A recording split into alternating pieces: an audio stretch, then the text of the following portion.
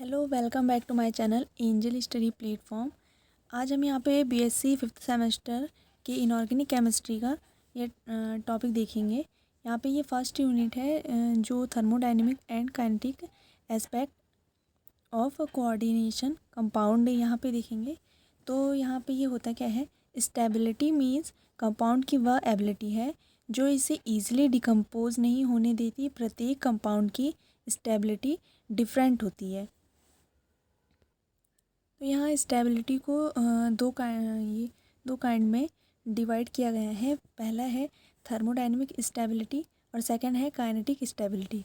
First जो thermodynamics stability होता है, वो थर्मोडायनेमिक्स स्टेबिलिटी इक्विलिब्रियम कंडीशन पर कॉम्प्लेक्स की मात्रा मेजरमेंट थर्मोडायनेमिक स्टेबिलिटी कहलाता है। मतलब ये कॉम्प्लेक्स की मेजरमेंट के बारे में वो बताता है, जिसे थर्मोडायनेमिक स्टेबिलिटी कहलाता है। यह मेटल तथा लिगैंड के बीच के बॉन्ड की स्ट्रेंथ पर डिपेंड करती है। ये जो होता है वो बॉन्ड के लिगैंड यह मेटल और लिगैंड के बीच के बॉन्ड की स्ट्रेंथ पर डिपेंड करती है। यह बॉन्ड जितना अधिक स्ट्रॉन्ग होगा, थर्मोडायनेमिक भी उतना ही यहाँ पे स्ट्रॉन्ग होगा। थर्मोडायनेमिक स्टेबिलिटी में टू टर्म्स का यूज़ किया जाता है। पहला जो होता है वो स्टेबल होता है और दूसरा जो होता है अनस्टेबल होता है।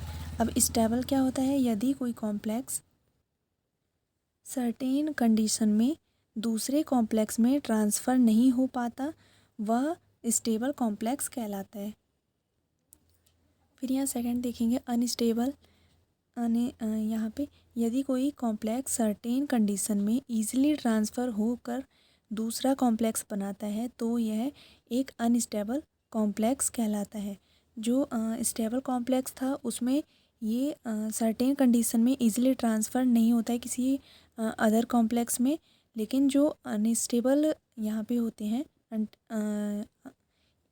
यहाँ अनस्टेबल जो कॉम्प्लेक्सेस होते हैं वो किसी सर्टेन कंडीशन में ईजिली ट्रांसफ़र होकर दूसरा कॉम्प्लेक्स बना देते हैं, जिससे इसे अनस्टेबल कॉम्प्लेक्स कहा जाता है। अब यहाँ पे जो सेकंड था हमारा वो था काइनेटिक स्टेबिलिटी। तो अब उसके बारे में देखेंगे। यह है स्टेबिलिटी ट्रांसफॉर्मेशन की स्पीड से संबंधित है तथा यह केमिकल रिएक्शन की रेट तथा मैकेनिज़्म से डील करती है। काइनेटिक स्टेबिलिटी का मतलब ये जैसे हो गया कि जैसे हम कोई रिएक्शन करते हैं तो वो कितने स्पीड से कंप्लीट हो जाता है, वहाँ पे कितने स्पीड से केमिकल रिएक्शन हो जाते हैं। तो यहाँ पे ये जो है केमिकल रिएक्शन और उसकी जो रेट ऑफ रिएक्शन है, मतलब केमिकल रिएक्शन के रेट तथा मैकेनिज़्म से ये डील करती है। मतलब उसके रेट पे ये डिपेंड रहती है कि कितने स्पीड से यहाँ पे केमिकल रिएक्शन हो रहे हैं। काइनेटिक स्टेबिलिटी में टू टर्म्स का यूज़ किया जाता है। यहाँ पे फर्स्ट जो होता है वो इनर्ट और दूसरा जो होता है लेबिल होता है। तो इनर्ट क्या होता है वो देखेंगे। जिन कॉम्प्लेक्स में सब्स्टिट्यूट रिएक्शन स्लोली होता है तथा जो अपने लिगैंड को किसी अन्य लिगैंड स्लोली एक्सचेंज करते हैं, वे इनर्ट कॉम्प्लेक्स कहलाते हैं। उन्हें इनर्ट कहा जाता है। और यहाँ लेबल क्या होते हैं, ये एल है। लेबल जो होते हैं जिन कॉम्प्लेक्स में सब्स्टिट्यूशन रिएक्शन फास्ट होती है तथा जो अपने लिगैंड को किसी अन्य लिगैंड से फास्ट एक्सचेंज करते हैं, वे लेबल कॉम्प्लेक्स कहलाते हैं।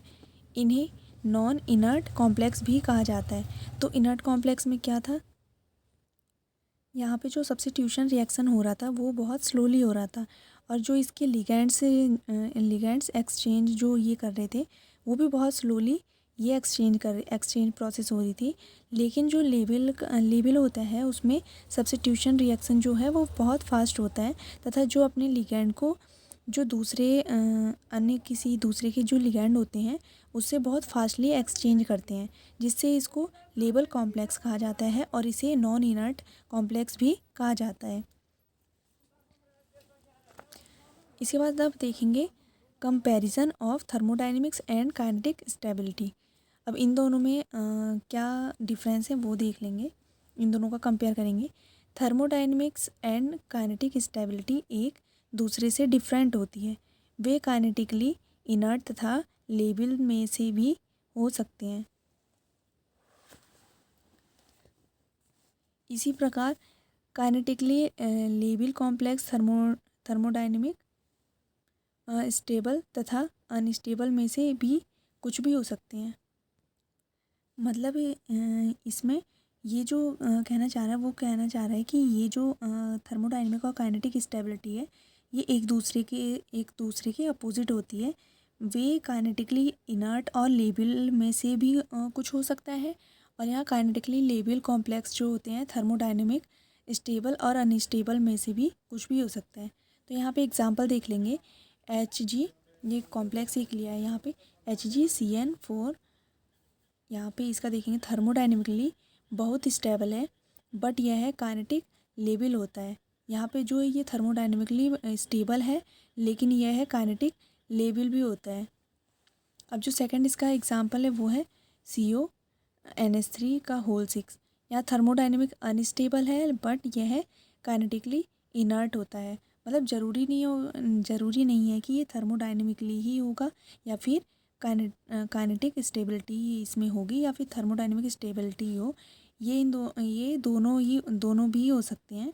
तो जैसे कि इस वाले में हमने देखा थर्मोडायनेमिकली ये स्टेबल था, लेकिन ये काइनेटिक लेबल था। तो यहाँ और जो सेकंड वाला हमारा एग्जांपल था थर्मोडायनेमिक अनस्टेबल था, लेकिन ये काइनेटिकली इनर्ट भी था। तो आज का वीडियो हम यहीं पे ख़त्म करते हैं। आगे का जो टॉपिक है वो हम नेक्स्ट वीडियो में देखेंगे। Thank you.